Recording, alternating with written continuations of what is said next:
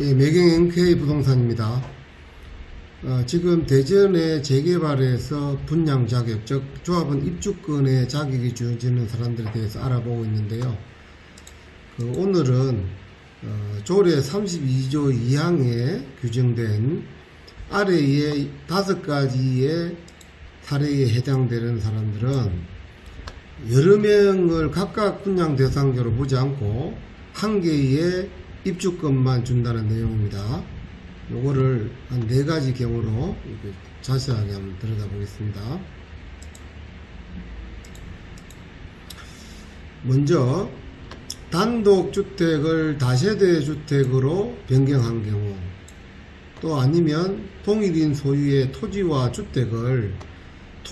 주택으로 각각 2명이 분리해서 가지고 있는 경우, 이 2가지는요 도정법 우리가 조례 대전광역시의 최초 공포일인 2004년 10월 1일 이후에 이렇게 분리했다면은 각각 주지 않고 한 개만 입주권을 주겠다는 얘기입니다. 그다음 다음으로 여러 명의 분양 대상자가 봤더니 하나의 세대원이더라.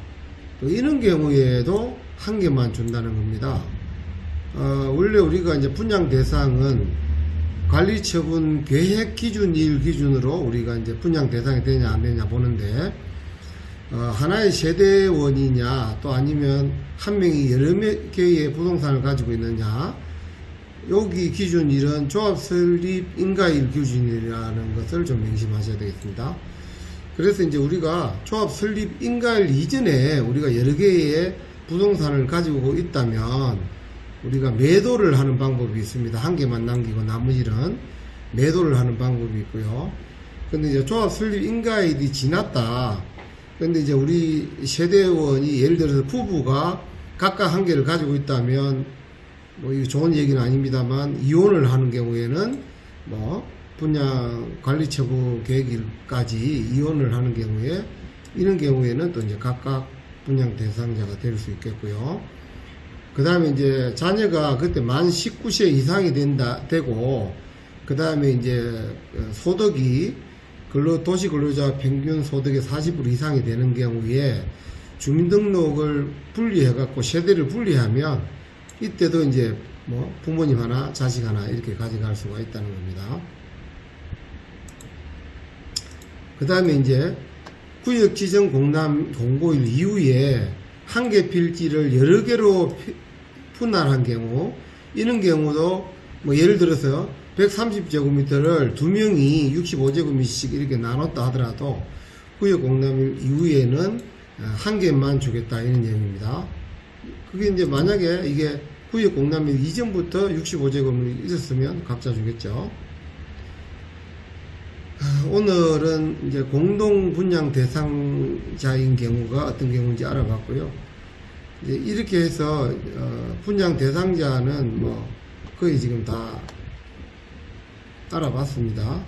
하나가 빠졌네요. 공유 지분으로 소유한 경우가 있겠죠. 이게 이제 하나의 단독주택을 아니면 한 개 필지를 여러 명이 소유하고 있는 경우, 뭐 예를 들면은 이제 상속을 받은 경우, 이런 경우 많이 있거든요. 이런 경우에는 이제 각자 주는 게 아니고, 여기도 이제 분양권은 한 개만 준다는 얘기인데 예외가 있습니다. 공람일 이전에